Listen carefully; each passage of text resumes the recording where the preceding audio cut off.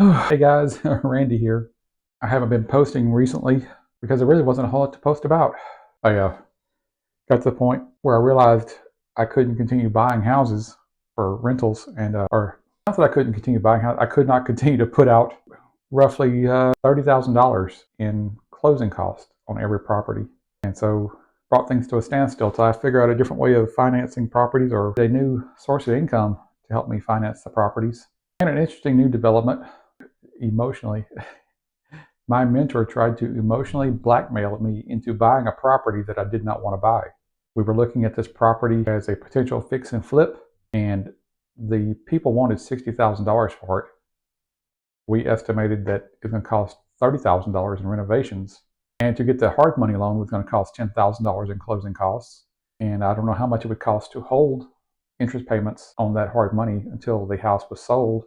So essentially, I told my mentor, I said, we can't pay $60,000 for this house, and the house has no electricity right now, has no running water, so we can't tell if the central AC unit is working.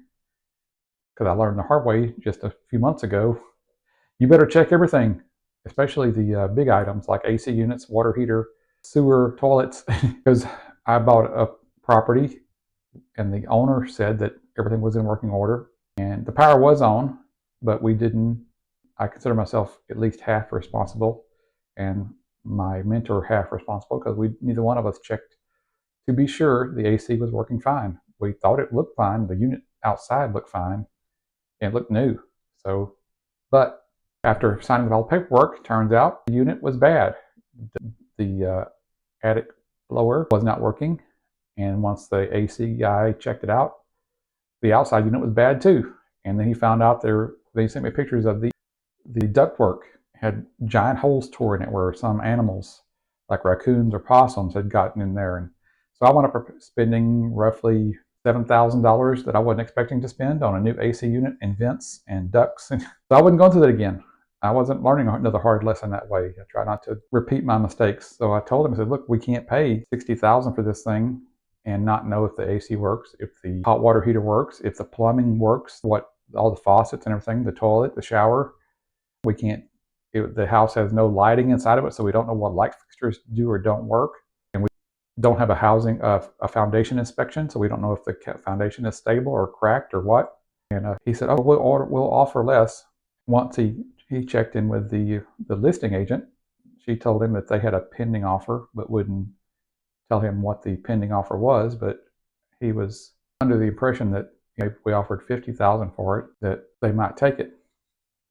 But he called me up later on and said, hey, you've been talking to that real estate agent, and we might have to pay $55,000 or $60,000 for this house. I said, look, I'm not doing this again. I'm not blindly buying a property at full price and then worrying about sinking another $30,000 into it and another $10,000 in closing costs. And then I got to, if we fix and flip it, then I got to pay the brokerage fees and who knows what else, because they're not going to give me full price for the house. Whoever buys it from me, they're going to want a discount on the price of the house. So there's no money to be made in this house. And he just exploded on me. He just, you F and this and F and that and F. And it's like, you don't take this deal, then we're done. We're through. We're like, and the whole time I'm just sitting there in my mind, I'm just watching him. I'm just listening to him on the phone, rant and rave. This is the professional real estate person.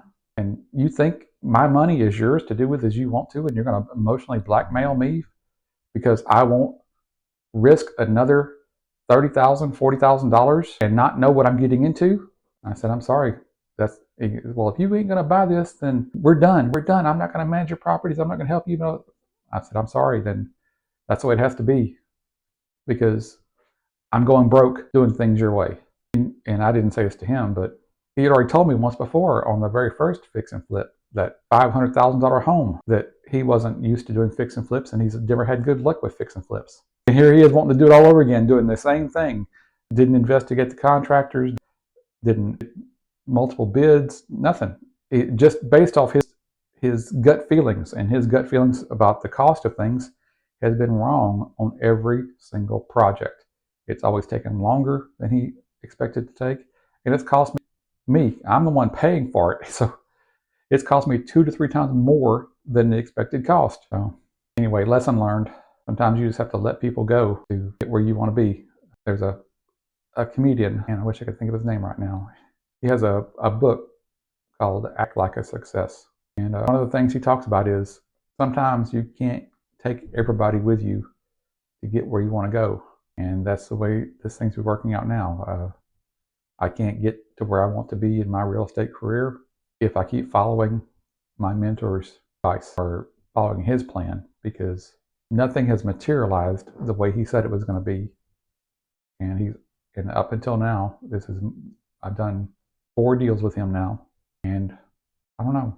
We had to do great designs on building a mastermind group of a group of 4 or 5 fellow investors working together with lenders and title companies, financiers, hard money lenders, lawyers, whatever it took to build this mastermind group. And that just has all just faded away. We had plans on making YouTube videos and social media posts and a book publishing deal, or publish a book that he was writing, and all that just seems to have faded away.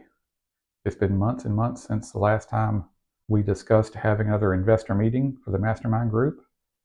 He hasn't mentioned any more progress on his book in months.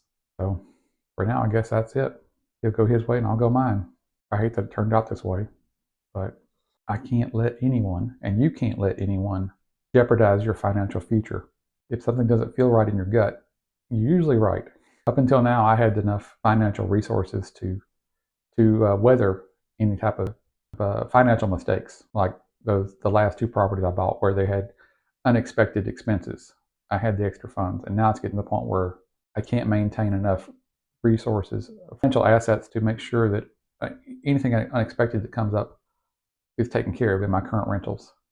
Somebody unexpectedly just moves out, another AC system goes out, anything like that, and then paying my own rent. I've got a few $100 a month coming in from each property, but it's not enough to even cover my full rent.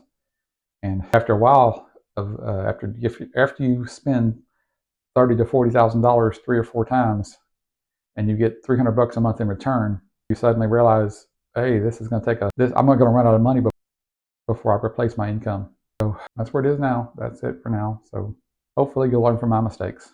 And the one thing I can tell you is, when it comes to money, you can't trust anybody. When the chips are down, when they're in a financial bind, people will do anything, they will say anything to convince you to separate you from your hard-earned money.